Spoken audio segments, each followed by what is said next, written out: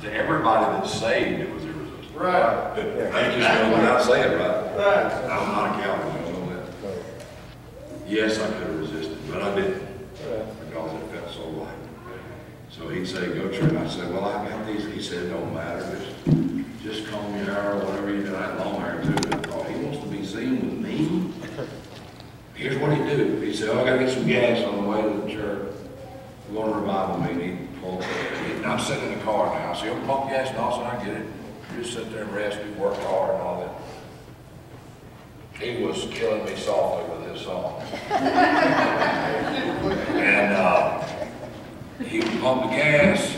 Back in those days, I think people would pump gas for it, a lot of gas stations. He's back there witnessing to the man, giving him a try.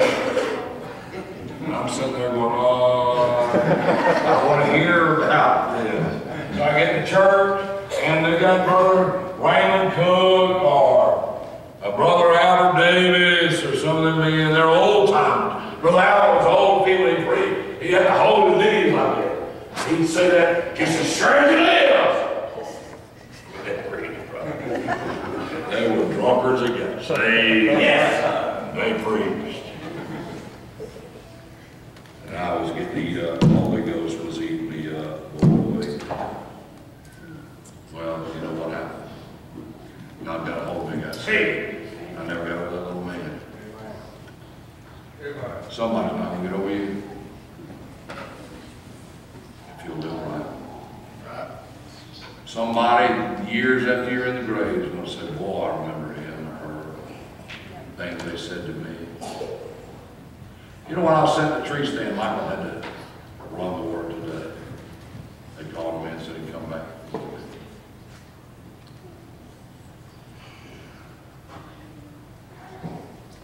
But I was sitting in the tree stand today holding my Winchester rifle. And I said, one day Michael or one of my grandsons will be sitting in the stand holding this rifle. They'll stroke this rifle and say, I'm wondering how many times my old daddy killed a deer with this. He used to put his hands right here. You're going to leave a mark on somebody. Right. And you're either going to leave a bad mark. My daddy left a bad mark on me. I have nothing good to say about my dad. He's in hell. He left us. There is nothing. I can't even come up with anything good. It's not there. That's the kind of mark he left. What kind of mark you want to leave when you leave this world? Frankie, how much time did you face in prison? 60 years in prison.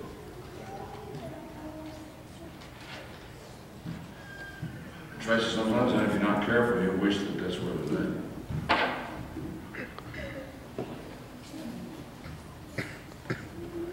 But you don't. God saved you. Amen. And God's done some wonderful things for y'all. Yes. If you have to go back to it 1,000 times a week, you both got to go back to it. Amen. Why didn't he pick you, Frankie? Why is that young boy out of all them boys? What are them other boys doing there?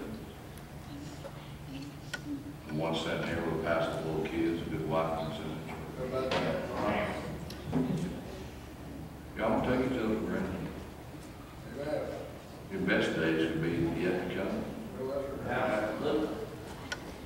I'm going to tell you where you get in trouble in a marriage. All young people, listen to me.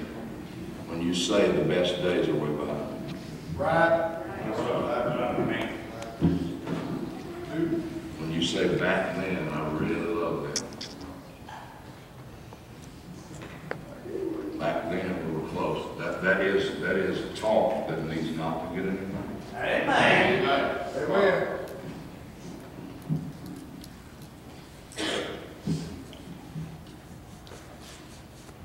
Tell you what we'll do, Lord, come to the piano. She's crying about something. Will they be all right? Is it good to cry? Bad cry, burden cry? Need to testify cry, or just be quiet and play? Whatever you do. Softly and tenderly, Jesus is calling for you.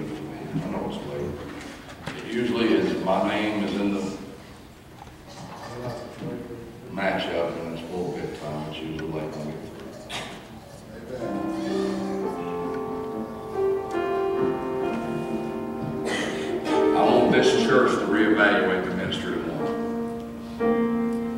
I had a wake-up call about it this morning. And it wasn't Brother Randy's wake-up call, it was the Holy Ghost wake-up. Sometimes these big events, I don't want to lose them. I get tired. I don't know what they're going to say, how they're going to act, and how the story's going to end. So I don't want to go sometimes. Sometimes I'm just like you, I don't want to go business station. I've already been to that trailer. They didn't care then. They rolled their eyes when I gave them a try. And I'm not accomplishing anything. But there may be another guy sitting on the couch in the trailer this morning that God providentially put in there. There may be a guy at the break room at the truck stop now, Brother Brad, or the office, that is going through something. His wife's got cancer this week. She didn't have to go with me because of that. Right. Y'all hear me talk about Mr. Tom Hay. Before Tom got saved, Brother Darrell, he was one of the meanest men I ever met in my life.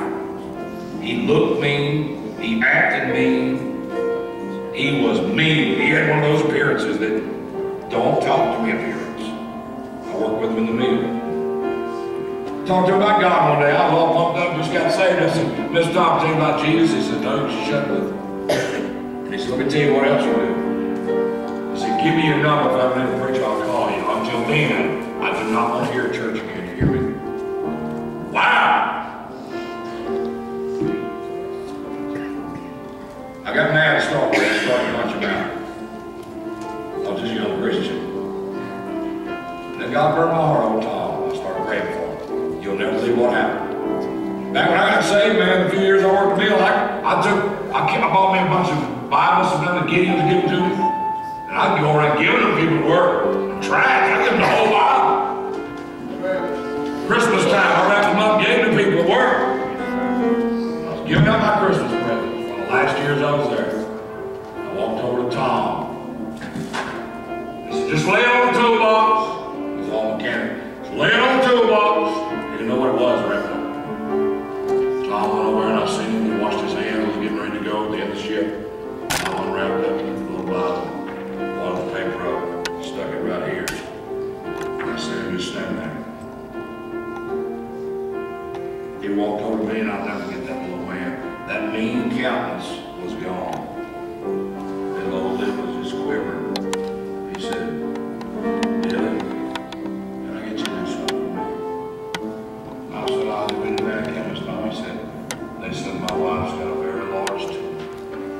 And a tumor. She may be still living. Would you get your little church prayer? I said, we will, Tom. He said, what did Tom say? Come to church for a little while now. Yes, sir. Minister. Who is that man or woman at your work or in your family? Somebody said, most of my family hates God. Well, maybe there's a little nephew. Maybe there's one of your grandkids that don't hate God. They just want. Maybe there's that little afflicted boy, Miss Mary, that wants to go to church. Won't you focus in on one? Yeah, if you can get 100 saved this week, do it. 1,000, yes. Crusade, yes. Whole city. But be careful you don't overlook that one that's sitting over in the corner.